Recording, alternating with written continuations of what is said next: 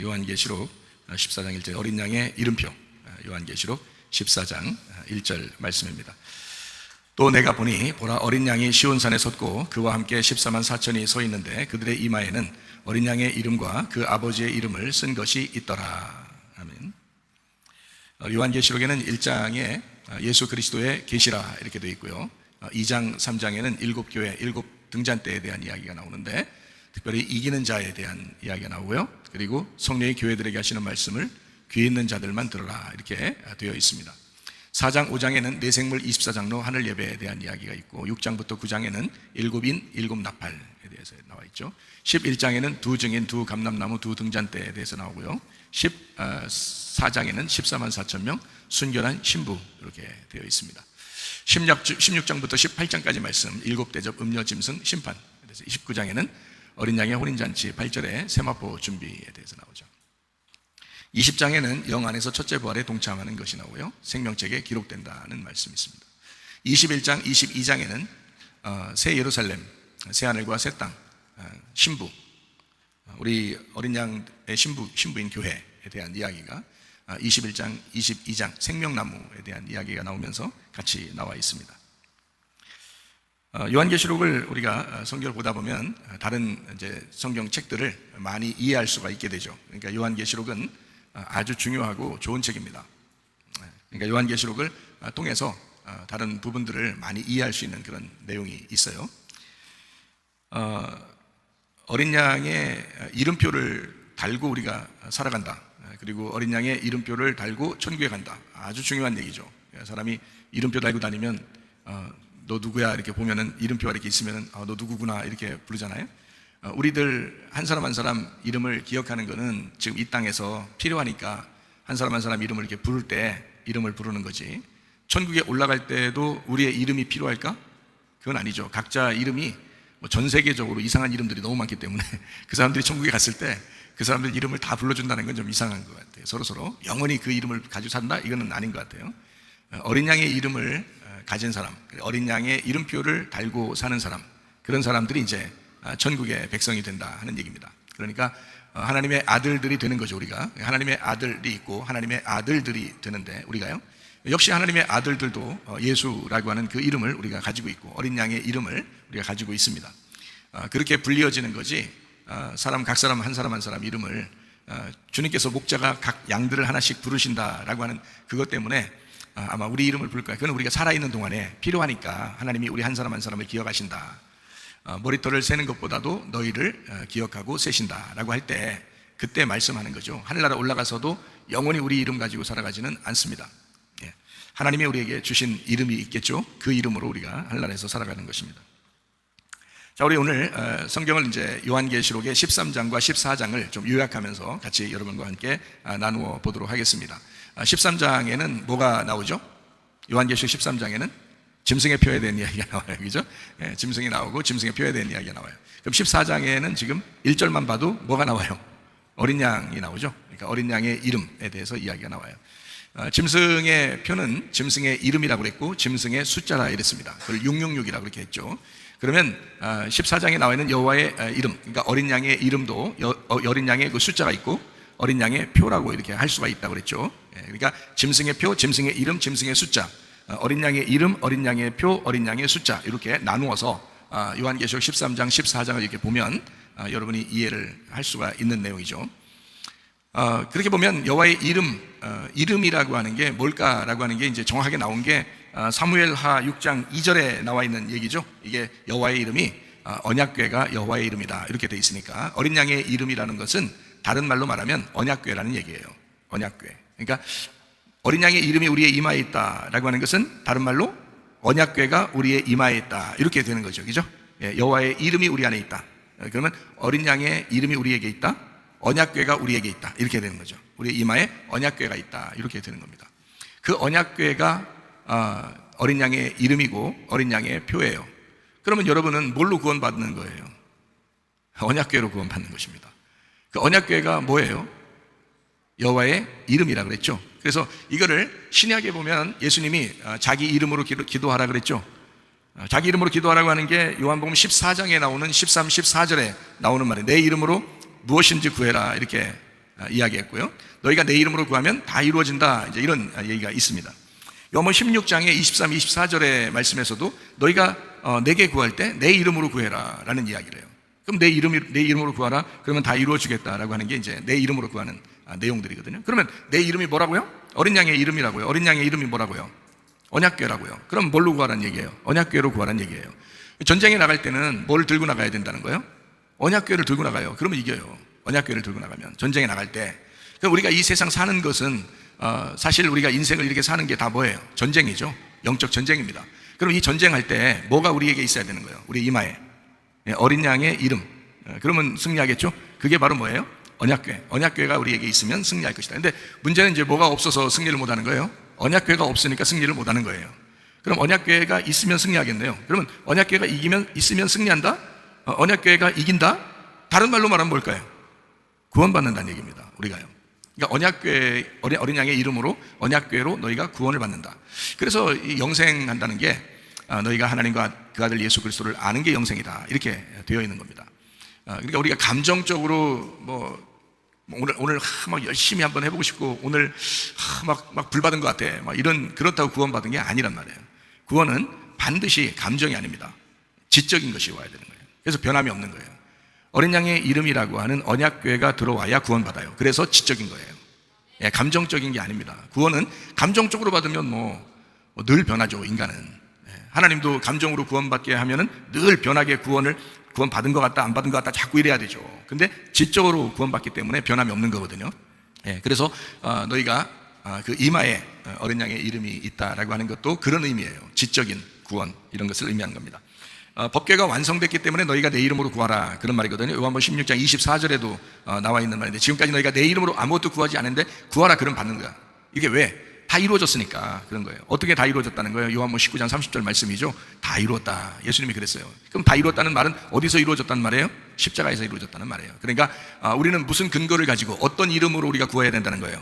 예수님의 십자가, 예수님의 그 죽으심을 붙들고 기도해야 된다는 얘기입니다. 그것이 어린 양의 이름이니까 네 속에, 이마에 예수 그리스도의 십자가, 주의 죽으심이 네 이마에 있어야 된다는 거예요. 그래서 그 죽으심을 늘 생각하니까 우리도 죽으러 가는 거예요. 예수님의 제자들이 오순절날 성령 충만받고 나서 다 어떻게 됐다고 했어요? 다 순교당했다고 그랬죠. 그 사람들은 어린 양을 따라간 거예요.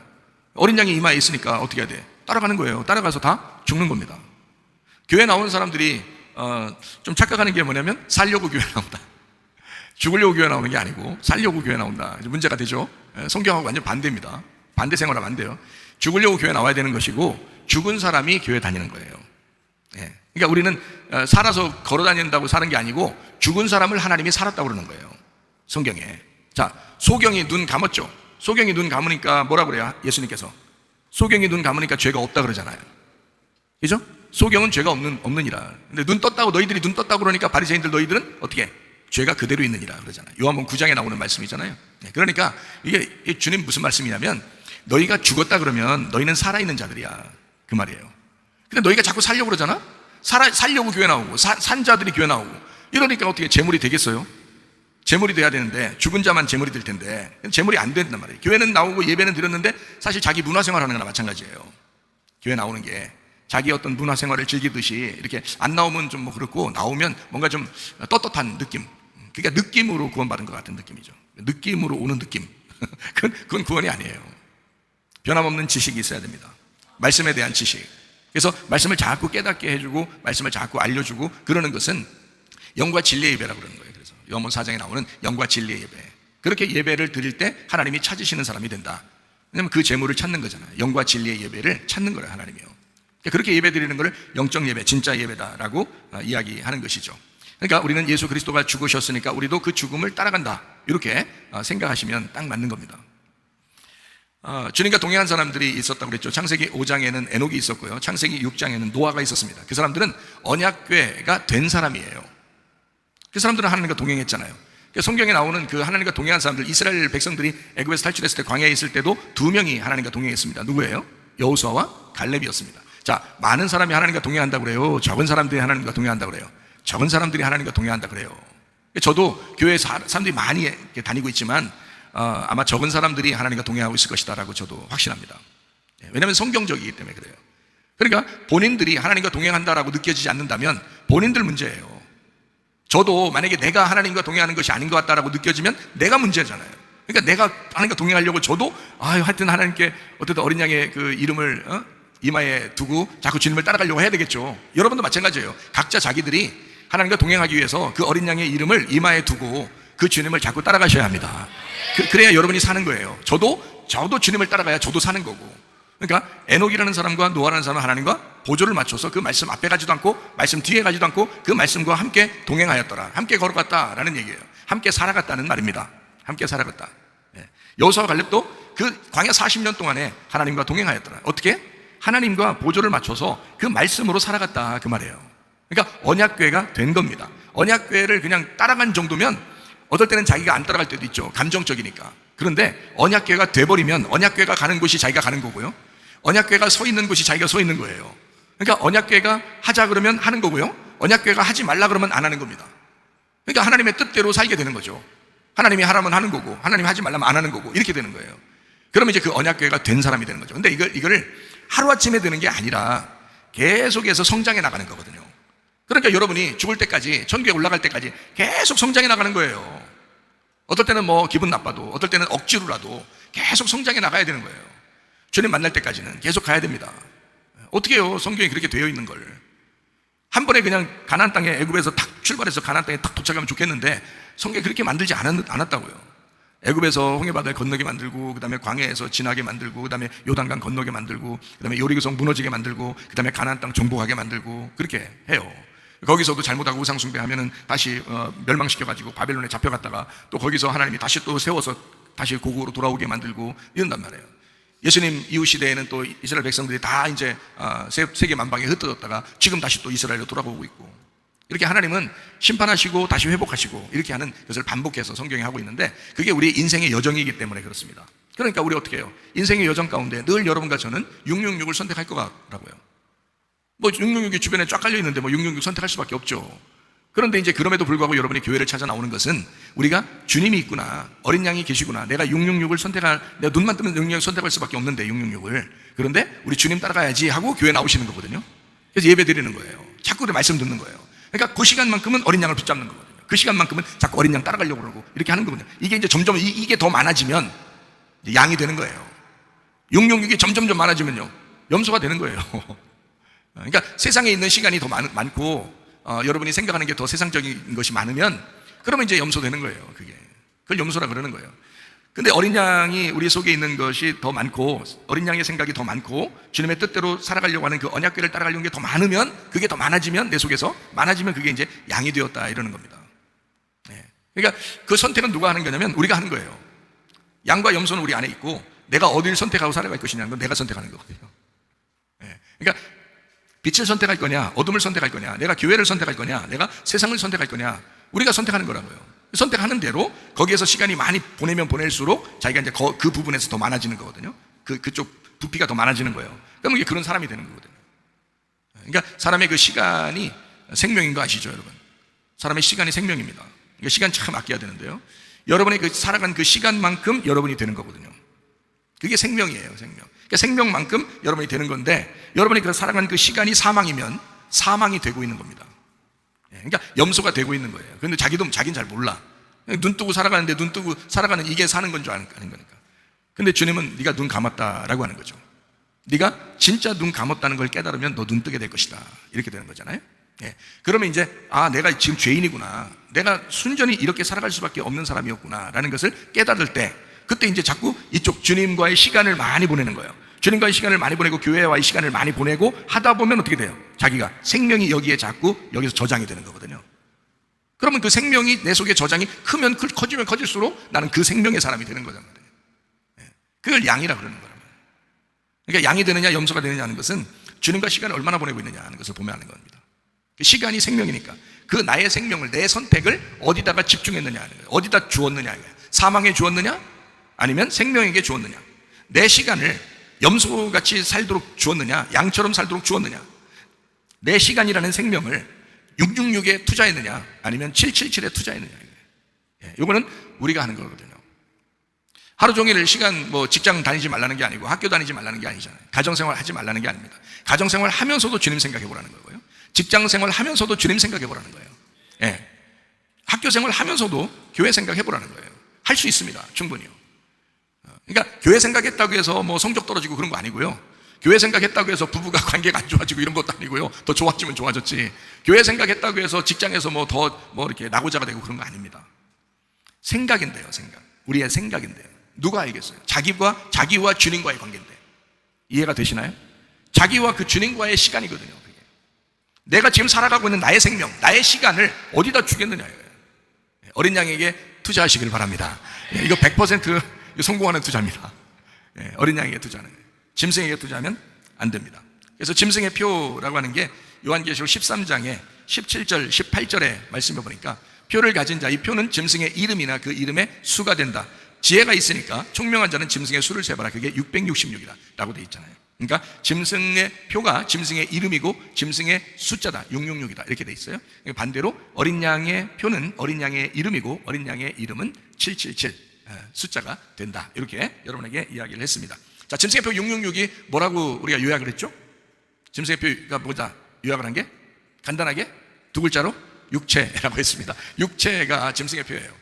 육신의 정욕, 안목의 정욕, 이생의 자랑. 갈라디아서 5장 19절부터 21절까지 말씀에는 육체가 뭐라고 나와 있냐면 자세하게 설명이 되어 있어요. 음행, 더러운 것, 호색, 우상숭배, 주술, 원수 맺는 것, 분쟁, 시기, 분냄, 당짓는 것, 분열함, 이단, 투기, 술취함, 방탕함 이런 것들이 다 666이래요. 이게 다 육신의 것이랍니다. 육체가. 이런 사람은 어떻게 된다고요? 하나님 나라를 유업으로 받을 수가 없다. 이렇게 되어 있잖아요. 그러니까 666 짐승의 표 받으면 하나님 나라 못 간다고 되어 있잖아요. 이것이 하나님 나라 못 가는 그 내용들인데 그게 바로 뭐냐면 육체라는 거예요. 육체의 열매. 그럼 어떻게 하면 천국 가겠어요? 갈라디아서 5장에 이어서 나오는 내용을 보면 알겠죠. 성령의 열매입니다. 성령의 열매를 우리가 하려고 노력해서 얻는 거예요? 아니면 성령의 열매 되시는 예수님 붙들면 되는 거예요? 예수님 붙들면 되는 거예요. 성령의 열매 되시는 예수님이에요. 그 예수님을 붙들면 성령의 열매는 자동적으로 맺혀지게 돼 있지 노력해서 맺는 것이 아니라는 겁니다. 가정에서도 직장에서도 학교에서도 또 교회에서도 여러분이 성령의 열매를 맺으셔야 합니다. 근데 이것은 여러분 억지로 한다고 되는 게 아니에요. 처음엔 안 될 때는 억지로라도 하세요. 억지로라도. 안 되면 억지로라도 해야 된다 했잖아요. 구레네 사람 시몬이 억지로 십자가 졌더니 그 자손이 복을 받았잖아요. 그 아내가 바울의 어머니가 되고 그의 아들이 바울의 형제가 됐잖아요. 얼마나 큰 축복 받았어요, 초대교회에. 그렇게 억지로 십자가 졌더니 그래도 그 사람에게 하나님의 놀라운 집안, 축복의 사람이 되었더라라는 것처럼 여러분 교회에서 그래, 나는 감정적으로 안 좋지만 억지로라도 내가 주를 위해서 교회를 위해서 살아야지 하는 것은 하나님이 보상해 주신다 그 말이에요. 하나님이. 그러니까 억지로라도 성령의 열매를 맺으려고 해보시라. 성령의 열매를. 그러면 하나님이 좋아하시는 거니까. 그러니까 육체의 열매를 맺으려고 하지 마라. 억지로라도 육체의 열매 맺으려고 하지 마라. 억지로라도 성령의 열매를 맺어라. 자, 자동적으로 맺으면 더 좋고요. 자동적으로 주님을 의지했더니 주님이 성령의 열매야. 사랑과 희락과 화평과 오래 참음과 자비 양성과 충성과 온유와 절제. 그게 주님이야. 그래서 그 주님이 그렇게 맺게 만들어 주시면 그냥 감사함으로 받으면 되는 거고요. 안 되면 억지로라도 해라. 이렇게 해서라도 짐승의 표를 받으면 안 된다라는 그런 말씀입니다. 육체라고 하는 것은 여기에 갈라디아서 5장에 보니까 육체라고 하는 건 하나님 나라 유업으로 못 받는데 특징이 뭐냐면 갈라치기입니다. 갈라치기. 이게 갈라지는, 그러니까 나누어지고 갈라지고 이게 다 육체의 일이에요. 그러니까 우리는 그리스도 안에서 자꾸 연합하셔야 해요. 교회라는 게 자꾸 연합하는 게 교회예요.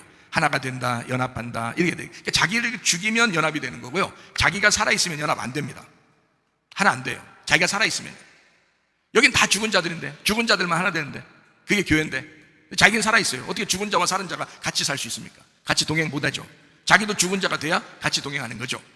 근데 그 죽은 자들이 살아있는 거잖아요, 영적으로 보면. 그러면 나도 죽은 자가 됐을 때 내가 살아있어서 산 자와 사는 자가 같이 동행하는 거죠. 자, 저 사람들은 살아있는데 죽어있기 때문에 하나님이 살려주셔서 살아있는데 나는 살아있어서 내가 죽은 자가 됐어. 그러면 산 자와 죽은 자가 어떻게 동행합니까? 실제로는 살아있으나 죽은 자로다 이렇게 되는 거죠. 향락을 쫓아 사는 사람들, 음행하고 화내고 분리하고 갈라치기 하는 이런 사람들, 그게 뭐예요?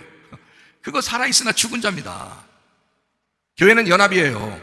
교회는 하나됨입니다. 화평한 것입니다. 연합하는 거예요. 그걸 에이레네라고 그래요. 그래서 주님은 화목자가 되신다. 화목하게 만드는 자다. 피스메이커, 영어로요 피스메이커다. 그게 뭐냐면 연합을 시키는 자란 뜻이에요. 그게 헬라어로 보면 에이레네니까, 그 에이레네라는 그 말이 연합이니까 하나 되는 것을 만드는 자란 말이에요. 그게 예수님이시라고요. 화목하게 만드는 자. 자, 여러분이 그런 사람 되시면 좋겠습니다. 여러분이 가는 곳마다 화목을 시키는 사람, 서로 연결시키는 사람, 서로 연합시키는 사람, 그래서 하나로 만드는 사람, 그런 사람들이 여러분이 됐으면 좋겠습니다. 자, 요한복음 3장과 4장을 이제 요약하자고 그랬죠. 요한복음 3장과 4장에는 어떤 요약이 필요하다고 그랬어요? 3장엔 누가 나와요? 니고데모가 나온다 그랬고요. 요한복음 4장엔 누가 나와요?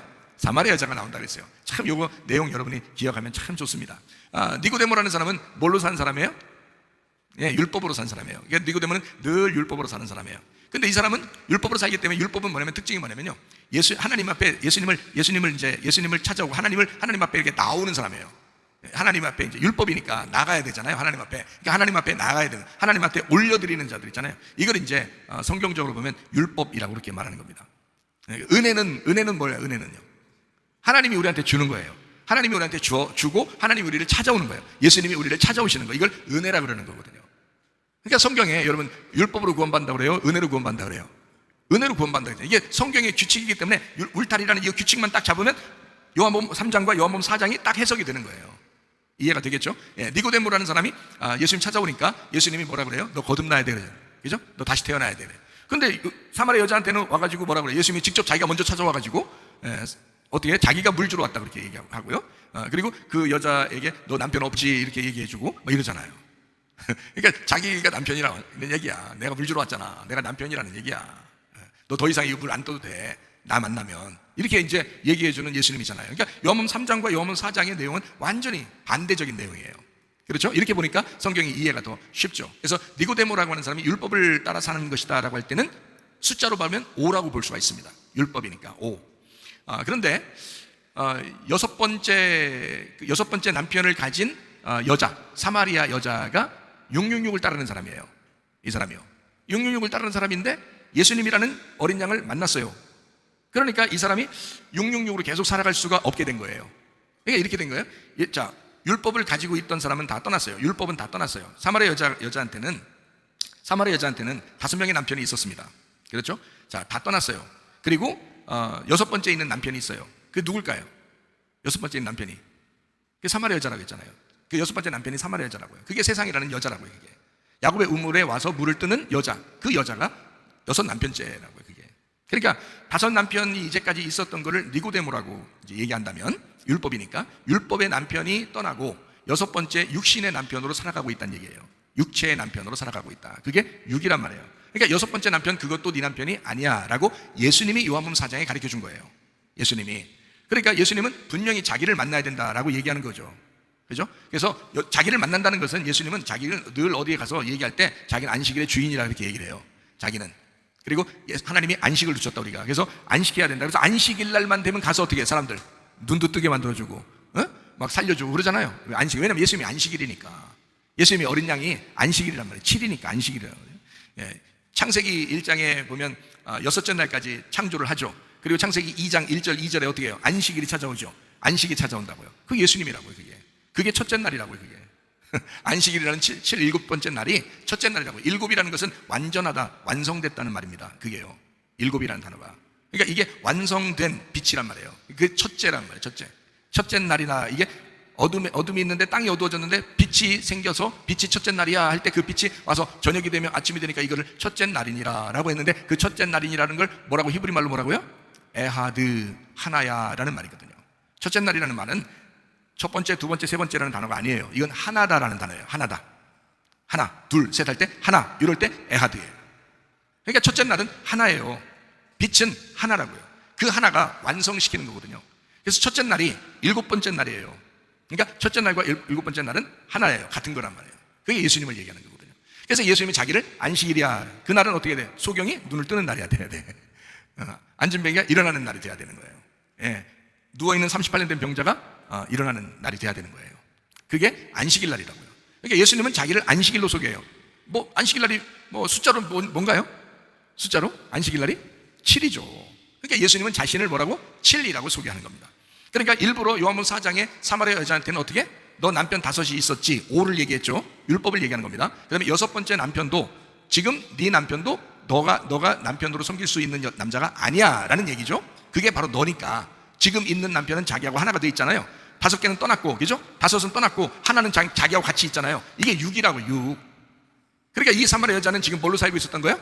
육으로 살고 있었던 거죠. 그죠? 육으로 살고 있는 걸 예수님이 7일 오신 거예요. 안식일이라는 예수님이 7일 찾아오셨단 말이에요. 자, 오니까 이 여자가 예수님을 만나가지고 이제 더 큰 거를 바라는 거예요. 예수님을 7일 만났는데 그 이후 거를 물어보는 거예요.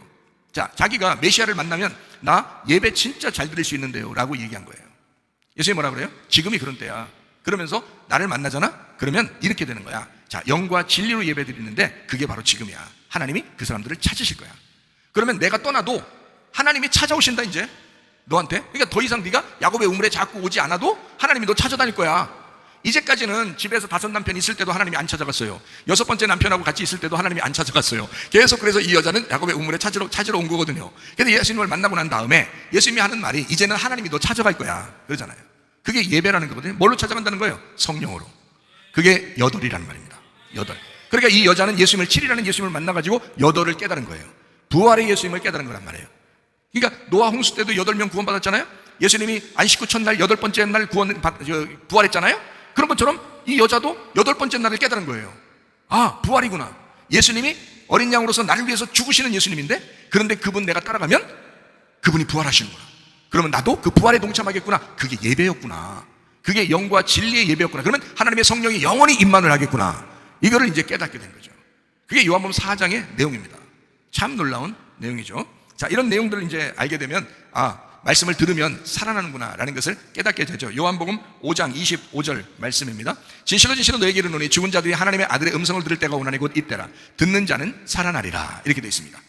자, 죽었으니까 죽은 사람을 누가 일으켜줘야 되잖아요. 누가 일으켜줘야 되잖아요. 여러분이 죽었다면 스스로 못 일어나요. 그렇죠? 죽은 사람, 그러니까 죽으려고 한 사람이 교회 나오고 죽은 사람이 교회 나오잖아요. 그럼 이 사람들이 스스로 일어나요? 못 일어나요? 못 일어나요. 그래서 일으켜줘야 되는 거예요. 일으켜주는 거를 누가 해요? 하나님이, 주님이 여러분을 일으켜주신다고요? 주님이 여러분을 일으켜주시는 게 어떤 방법으로 일으켜주셔요? 말씀을 듣게 하잖아요. 말씀을 듣게 함으로써 일으켜주는 거란 말이에요. 여러분 스스로 못 일어난다니까요. 여러분이 스스로 말해가지고 여러분이 말해서 일어나는 게 아니에요. 말이 들려서 일어나는 것입니다. 말씀이 들려서 일어나는 것입니다. 이런 좋은 말씀들을 안 들으려고 하면 어떡합니까? 말이 안 되죠. 이런 좋은 말씀들이 들리셔야 된다 이 말이야. 그러면 살아나는 겁니다. 일부러 귀를 막지 않고 성령이 교회들에게 하시는 말씀을 귀에 있는 자들은 들을지어다 라고 말씀하시는 건 귀를 열어라는 것입니다. 네게 들려와야 하는 건 너에게 들려야 한다. 너 죽은 자잖아, 죽으려고 하는 자잖아. 그러면 들려야 살아나는 거야. 말씀이 들려야 사는 겁니다. 자기가 스스로 말해서 사는 게 아닙니다. 들려야 되는 거예요. 말씀을 들으면 네가 살아나리라. 자, 예레미야 8장 5절 말씀입니다. 예루살렘 백성이 항상 나를 떠나 물러가면 어찌함이냐. 그들이 거짓을 고집하고 돌아오기를 거절한다. 17절 여호와의 말씀에 내가 술법으로도 제어할 수 없는 뱀과 독사를 너희 가운데 보내리니 그것들이 너희를 물 것이다 라고 얘기합니다. 백성은 항상 타락합니다. 그래서 하나님과 분리가 돼요. 그래서 그 분리된 것을 뭐라고 표현하냐면 이혼이라고 표현하는 겁니다. 하나님은 타락한 이스라엘 백성들을 향하여 하나님은 뱀을 보내서 이것을 갈라치게 하는 겁니다. 딱 분리시키는 거죠. 그거를 선악과라고 그러고요, 옛 뱀이라고 그렇게 말하는 겁니다. 율법이 와서 여러분을 심판할 때 이것이 갈라진다는 거죠. 그게 이혼 증서입니다. 이혼 증서가 있어야 결혼 증서를 받을 수가 있다고 할 때 그 이혼 증서라고 하는 것이 율법입니다. 율법은 여러분을 이혼시켜요. 하나님의 말씀을 율법으로 보면요, 여러분 다 이혼됩니다. 근데 이혼이 돼야 결혼하거든요. 문제는 율법으로 여러분 자신이 심판받지 않으면 결혼 못합니다. 여러분이 회개할 때 여러분 그냥 은혜로 회개했어요? 아니면 율법이 찾아와서 회개했어요? 율법이 찾아와서 회개하는 겁니다. 회개는요, 은혜가 회개시키는 게 아니에요. 율법이 찾아와서 회개시키고 은혜가 찾아와서 우리가 구원받는 겁니다. 이해가 되시겠어요? 율법을 만나야 은혜를 만나는 거예요. 그래서 율법과 은혜는 같은 거란 말이에요. 율법과 은혜는 같은 거다. 그러니까 여러분 율법 안에서 은혜를 발견하셔야 돼. 율법 안에서. 그러니까 여러분에게 말씀이 들려질 때 나를 심판하는구나 라고 생각되면 그게 은혜의 시간이라고요. 그게. 그러니까 여러분을 혼내는 얘기도 아니고 이런 얘기들은요, 하나님이 여러분을 심판하려고 하는 얘기도 아니에요. 하나님이 사랑하신다는 증거입니다. 하나님이 여러분을 사랑하신다라는 그 말씀이, 그 증거가 이런 말씀들이에요. 이혼하지 말라고 말라기서 2장에 나와 있죠. 이혼하지 마라 라고 되어 있죠. 말라기서 2장에 14절부터 16절까지 말씀에 되어 있습니다. 거짓을 행하지 마라 이런 얘기 되어 있고요. 그리고 하나만 만들지 않았느냐, 어려서 취한 아내에게 거짓을 행하지 마라 되어 있고요. 그래서 이혼하는 것과 옷으로 확대한 것을 가리는 것을 미워한다 라고 되어 있어요. 이혼하는 것과. 자, 이혼하는 것을 하지 마라 라고 되어 있는 것은 바로 여기서 뭐라를 얘기하는 것은 에스겔 37장 16, 17절을 얘기한다고 했죠. 에스겔 37장 16절에 보니까 이스라엘을 하나로 만들었는데, 짝을 이뤘는데 유다와 이스라엘이라는 짝을 만들었다. 근데 이것이 갈라졌다, 나눠졌다 이거야. 이것이 원래 한 짝이다 라고 하는 것이죠. 17절에도 말합니다. 그 막대기들을 서로 합하여 하나가 되게 하라. 네 손에서 둘이 하나가 되리라 라는 말씀을 했습니다. 에스겔 37장 21절 22절에 그들에게 이르기를 주 여호와께서 이같이 말씀하시기를 내가 이스라엘 자손을 잡혀간 여러 나라에서 인도하며 그 사방에서 모아서 그 고국 땅으로 돌아오게 하고 그 땅 이스라엘 모든 산에서 그들이 한 나라를 이루어서 한 임금이 모두 다스리게 하리니 그들이 다시는 두 민족이 되지 아니하며 두 나라로 나누어지지 아니할 것이다 라고 하는 것이 바로 뭐냐면, 이혼하지 마라. 너희들 이혼하면 안 된다. 너희들 나누어지서는 안 된다. 서로 합해서 하나가 돼야 된다. 한 임금이 있어야 된다 라는 그런 말이거든요. 근데 그게 마지막 때가 되면 그렇게 돼요. 또 그거를 이루는, 이방에서 이루는 데가 교회고요. 그리고 이스라엘 백성들이 이제 연합해서 하나로 이루어집니다. 하나님이 그렇게 만드셔요, 마지막 때가 되면. 어쨌든 이런 일들은 다 이루어지게 되어 있습니다. 자, 요한복음 4장 17절 말씀해 보니까 여자가 대답하되 나는 남편이 없습니다. 예수께서 이제 내가 남편이 없다 하는 말이 옳도다. 자, 잘했다. 말 잘했다. 너 말 잘했다. 남편이 없다. 이 말 잘했다. 자, 이 말은 누가 없다는 얘기예요? 누가 없다는 얘기예요? 남편이 없다. 이 말은 누가 없다는 얘기예요? 내가 없어요. 나 없이 살아요. 이런 얘기예요. 나 없이 살아요. 자, 무슨 말이냐면 5 남편이 있었는데 떠나고요. 그리고 한 남편, 지금 있는 남편도 네 남편이 아니잖아. 이렇게 예수님이 말씀하잖아요. 이 여자는 자기 남편 없습니다. 그러니까 지금 마지막 6번째 내가 육을 선택해서 내가 살아가는 이것도 내 남편 아닙니다. 내가 아니에요. 내가 사는 게 아니에요. 이 말이에요. 그러니까 자기가 없는 거야. 자, 그러면 내가 사는 게 아니에요. 난 죽은 자예요. 나는 진짜 소경이에요. 나는 죄인이에요. 나는 아무것도 아니에요. 나는 아무것도 없어요. 자, 이러면 예수님이 가장 좋아하시는 단어죠, 그게. 하나님이 가장 좋아하는 말이거든요, 그 말이. 나 죄인이에요. 나 아무것도 못해요. 나 소경이에요. 이런 거 가장 좋아하는 말이에요. 여자가 그런 얘기 했다고요. 그러니까 예수님이 옳거니 내가 여기 있잖아. 내가 너에게 생수주로 왔어. 그렇게 되는 것입니다. 자, 이혼 증서를 갖게 되고 이혼했다는 것을 확실하게 하게 되면 결혼 증서를 준다 그랬잖아요. 이게 어디에 나온다고요? 신명기 24장 1절부터 4절에 나와 있는 말씀이죠. 아내를 맞아 데려온 후에 수치가 되는 일이 있음을 발견하고 이혼 증서를 써서 자기 집에서 내보내고요. 그다음에 그 여자 집에서 나가서 다른 사람의 아내가 되는데, 둘째 남편도 미워해가지고 이혼 증서 써서 다른 사람에게 내보냈다고 치면 그래도 그 남편이 죽었다고 하자 이 말이야. 그런데 24장 4절 보니까 전 남편에게 가지 말아야 되겠어요. 그러니까 두 번째 남편으로 끝내라는 얘기예요. 여러분, 두 번째 남편이 누구십니까? 예수님이셔요. 첫 번째 남편이 누구예요? 나예요. 첫 번째 남편이 나예요. 이 땅에서 얻는 남편일 수도 있지만 나라고요. 사마리아 여자가 5 남편이 있었고 6번째 남편이 내 남편 아닙니다 할 때 그 여섯을 뭐라고 표현했다고요? 자기라고 표현한 거라고. 나 없어요 이 말이에요. 나 눈 감았어요. 나 죽은 자예요. 그래서 예수님이 살려줘야죠. 죽은 자는 스스로 못 살아니까. 그러니까 예수님이 살려줘야 되잖아요. 그거예요 바로. 여러분, 이혼 증서, 나 이혼했어요. 나 첫째 남편하고 이혼했어요. 다른 말로 말하면 누구하고 이혼했단 말이에요? 나하고 이혼했어요.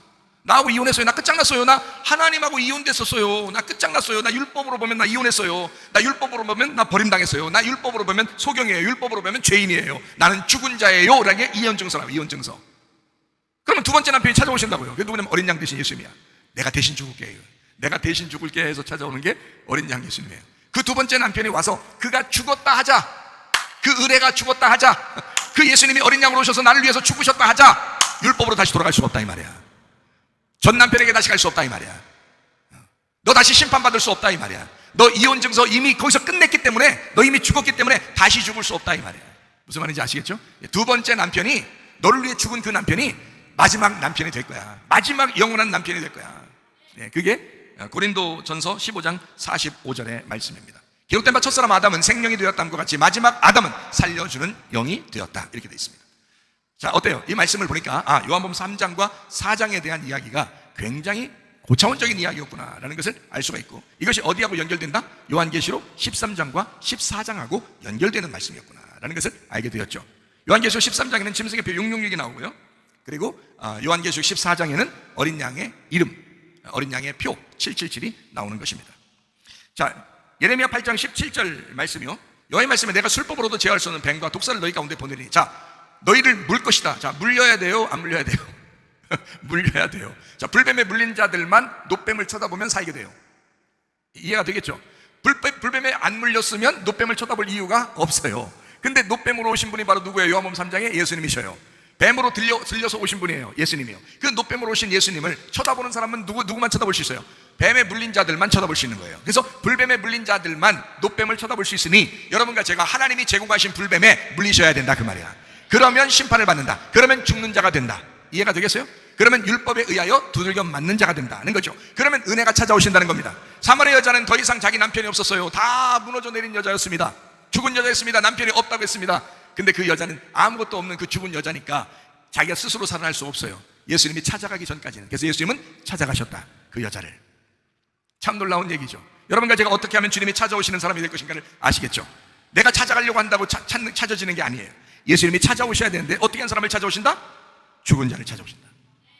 진짜 처절한 자를 찾아오신다.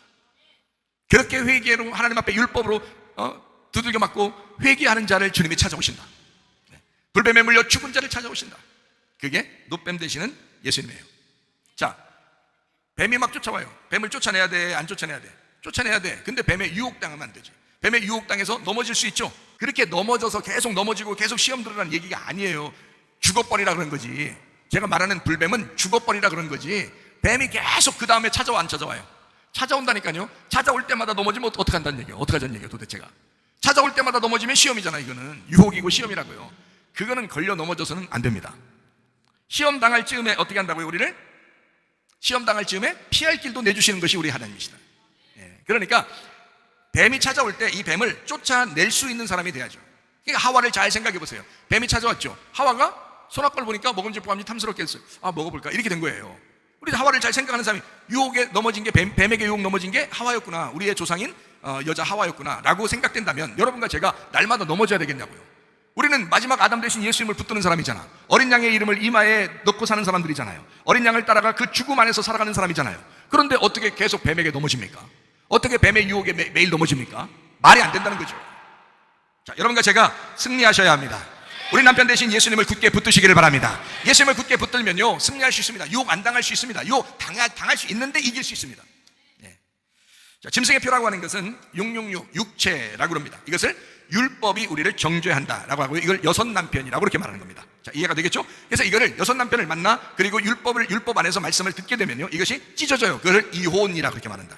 다 연결된 말입니다. 666이 그 이혼된 이 여자, 죽을 수밖에 없는 그 여자를 음녀라 그럽니다. 음녀. 그래서 사마리아 여자가 사실은 누구냐면 음녀예요. 여섯 남편을 가진 음녀라고요. 사마리아 여자가. 근데 그 음녀를 주님이 찾아오신다고요. 찾아와서 어린 양의 이름을 줘버리면 신부가 되는 겁니다. 어린 양의 이름을 주면. 자, 어린 양의 이름을 여러분에게, 자, 말씀으로 여러분에게 계속 줘요. 말씀으로 어린 양의 이름을 주는데 어린 양의 이름을 가지면 14만 4천 명이 되고 하나님의 백성이 되고 살아나는 사람이, 하나님의 말씀을 들으면 너희가 살아난다라고 되어 있는, 어린 양의 이름을 받으면 여러분이 살아나는 사람이 되는데, 만약에 여러분이 어린 양의 이름을 안 받으면 어떻게 돼요? 말씀을 안 받으면 어떻게 돼요? 음녀죠. 음녀. 짐승의 표를 받은 음녀가 되는 것입니다. 그러니까 음녀가 어디에 있는 거예요? 음녀가 어디 밖에 어디 돌아다녀요? 교회에 있는 거예요. 음녀는 성경을 아는 사람들, 성경의 말씀을 듣는 사람들 중에서 있는 겁니다. 그러니까 성경 말씀을 듣고 그냥 멸망하는 사람 되지 말고 성경 말씀을 듣되 어린 양의 이름을 새기라 이 말이야. 그러면 음녀에서 벗어날 수 있죠. 그러면 신부가 되는 게 신부되라고 성경에 우리에게 뭐 가르쳐 주는 거지. 그래서 음녀는 미련한 것입니다. 음녀는 미련한 것을 살쪘다라고 해요. 그걸 부자다 이렇게 표현하는 거예요. 심령이 부요하다라고 마태복음 5장에는 말하는 것이고요. 누가복음 16장에는 부자와 거지 나사로에 대한 이야기를 할 때 그 부자를 미련한 것이다. 살쪘다. 부자다. 심령이 부요하다. 교만하다. 이렇게 표현하는 겁니다. 거만하다. 교만하다. 부자와 거지 나사로. 그 거지 나사로는 심령이 가난하다. 소경이다. 죽은 자이다. 그랬더니 죽어서 어떻게 아브라함의 품에 들어가는 자이다. 아무것도 없는 자이다. 심령이 가난한 자이다. 겸손한 사람이다. 교만한 사람이 아니고 겸손한 사람이다. 자, 미련하지 아니하고 비대하지 아니하고 아주 지혜로운 사람이다. 이런 얘기죠. 그러니까 부자와 거지 나사로 이렇게 나누어서 미련한 거냐 지혜로운 거냐 이렇게 나누는 거죠. 여러분이 심령이 부요하고 교만하고 거만하고 이런 사람이 있잖아요. 그러면 잘난 체 한다고 아무도 안 알아줍니다. 여러분, 우리 교회에서는요. 미련한 거예요. 지혜로운 사람은 겸손한 거예요. 겸손하고 자기 자신을 낮추는 겁니다. 지혜로운 사람은 자기를 자꾸 죽이는 거예요. 다른 사람이 알아주지 않아도 어린 양의 이름이 내 이마에 있으면 되는 거예요. 주님이 알아주시면 되는 거예요. 사람에게 막 잘 보이려고 막 괜히 성격 이상해서 사람들에게 잘 보이려고 어릴 때부터 잘못 자라나서 애정결핍이 있어요. 사람들 잘 보이려고 이렇게 안 해도 되셔요. 겸손하면 됩니다. 그러면 하나님이 알아주셔요. 하나님이 주시기 시작하면 어느 날 사람들도 알아주게 돼요. 그러면 되는 거예요. 교만하면 안 돼요. 우리 교회에서는 교만하시면 안 됩니다. 비대하고 부유하고 이래서는 안 됩니다. 겸손하셔야 돼요. 심령이 가난한 사람들이 되셔야 돼요. 그러니까 부자와 거지 나사로에서 거지 나사로가 되셔야 돼요. 뭐 물건 다 없애버리고 거지 되라 이런 말이 아닙니다. 심령이 가난해져라 그런 의미죠. 그러니까 지혜로운 사람이 되라 그런 말입니다. 성경에 이제 우리가 미련하다 또 지혜롭다 이것을 우리가 조금 더 살펴보면 짐승의 표 666이라고 하는 게요, 미련한 겁니다. 그러니까 사람들이 깨닫지 못하면 미련해진다 이런 말씀이 또 있죠. 그러니까 미련한 사람은 지식이 없어서 죽는 겁니다.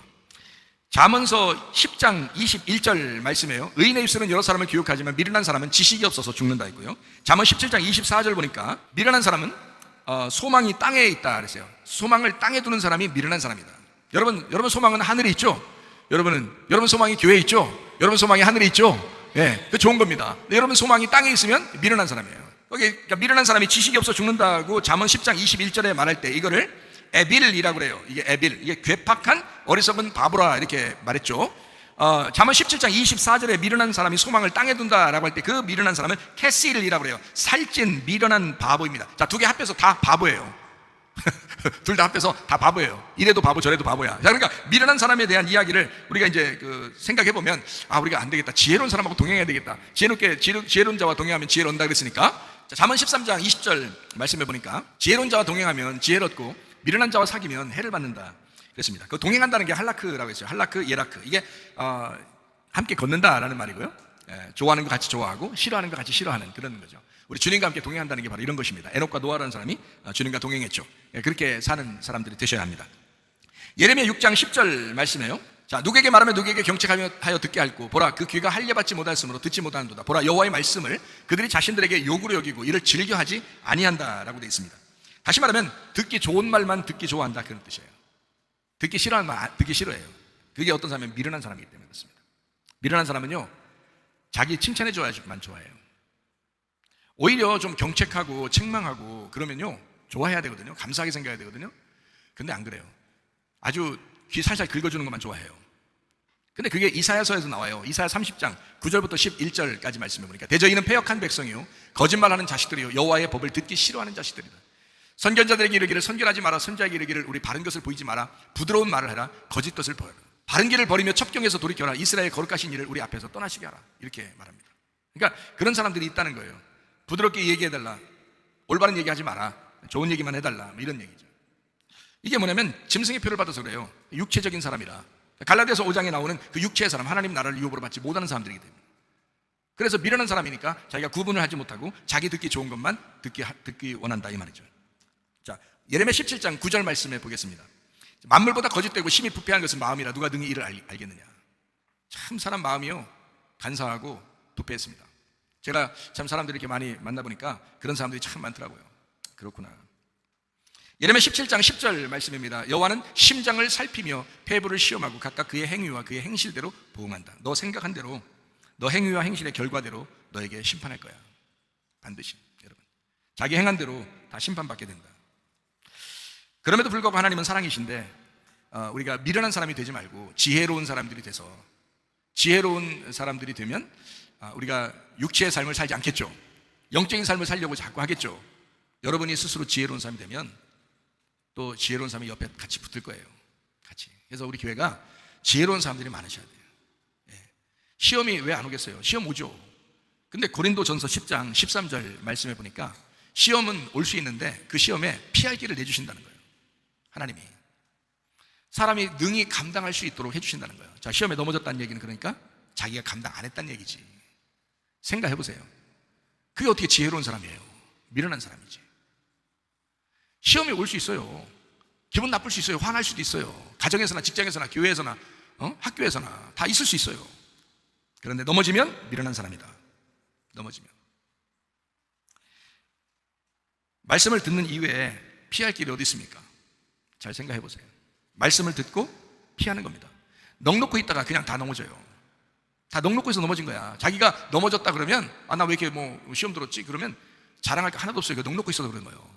말씀 들으면 다시 회복됩니다. 말씀 들으면 회복될 수 있어요. 그거 그렇게 살자는 거 아니에요.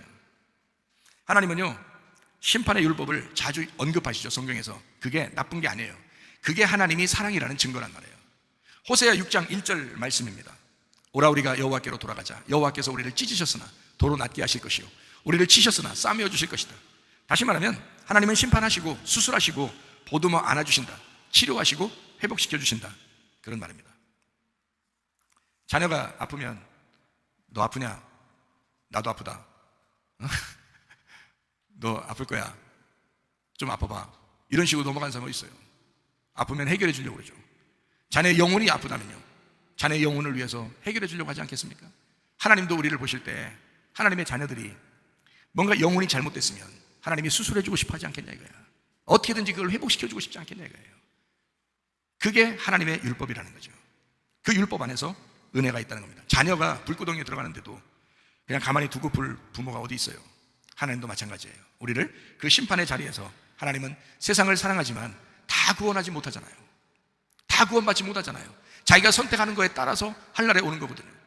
육체를 선택할 것이냐 아니면 영을 선택할 것이냐. 육체의 사람은 하나님 나라에 갈 수 없거든요. 그 짐승의 표를 받고 살면 하늘나라 못 가거든요. 그러니까 하나님은 사랑하시지만 너 다 구원받는 건 아니야. 그러니까 하나님을 선택해야 돼 라고 계속 책망하시는 겁니다. 그걸 사랑이라는 거죠. 하나님의 아버지의 마음, 하나님 아버지의 마음. 너무 늦기 전에 하나님 아버지의 마음을 이해하시길 바랍니다. 여러분과 제가 이 세상 사는데 주님 영원히 이 세상에 있는 게 아니에요. 여러분의 인생의 끝도 올 것이고 이 세상의 종말도 올 것입니다. 그때 여러분이 하나님 아버지의 마음을 잘 깨달아. 하나님 아버지가 우리를 사랑하신다. 결국 나를 낫게 하실 것이다. 결국 나를 치료하실 것이다. 그러려고 우리에게 말씀하신 것이다 라고 여러분 그 말씀을 깨닫고, 아 주님, 제가 주님께 돌아옵니다. 내가 영의 복음을 깨닫고 주님 앞에 돌아옵니다. 요한계시록 14장 1절에 있는 말씀처럼 어린 양의 이름표를 달고 내가 살기를 소원합니다. 어린 양의 이름표를 달고 내가 천국 가기를 소원합니다. 우리의 가정도 어린 양의 이름표가 있게 하옵소서 기도합니다. 우리 하나님 아버지의 사랑과 은혜를 감사를 드립니다. 하나님 아버지, 우리가 어린 양의 이름표 달고 주님을 만나게 도와 주시옵소서. 우리의 평생에 하나님 영의 사람으로 살다가 주님 만나게 도와 주시옵소서. 비염은 떠나갈지어다. 아토피 떠나갈지어다. 위장병 떠나갈지어다. 어지럼증 사라질지어다. 두통은 사라질지어다. 류마티스 관절염 떠나갈지어다. 어깨 통증 사라질지어다. 허리 디스크, 목 디스크 떠나갈지어다. 심장병 온전해질지어다. 각종 종양 암덩어리 떠나갈지어다. 감기 몸살 온전해질지어다. 협착증 사라질지어다. 건선피부 온전해질지어다. 이명은 사라질지어다. 자가면역 질환 온전해질지어다. 식도염 사라질지어다. 유리결석 떠나갈지어다. 전립선 온전해질지어다. 우울증, 불면증 환자의 트로마란 초조 다 떠나갈지어다. 음란, 거짓, 도둑질, 미움, 욕심병 다 떠나갈지어다. 아까 토론 귀신들아 질병 가지고 떠나갈지어다. 건강하게 도와 주옵소서. 영과 몸이 건강히 하나님 앞에 귀하게 쓰임받다가 주님 나라 갈 수 있도록 인도해 주시옵소서. 우리 하나님 아버지여, 어린 양의 이름표를 달고 하나님 주님과 동행하다가 주님 만나게 하옵소서. 예수님 존귀하신 이름 받들어 기도 올려옵나이다. 아멘. 주님 감사합니다. 우리 하나님 아버지.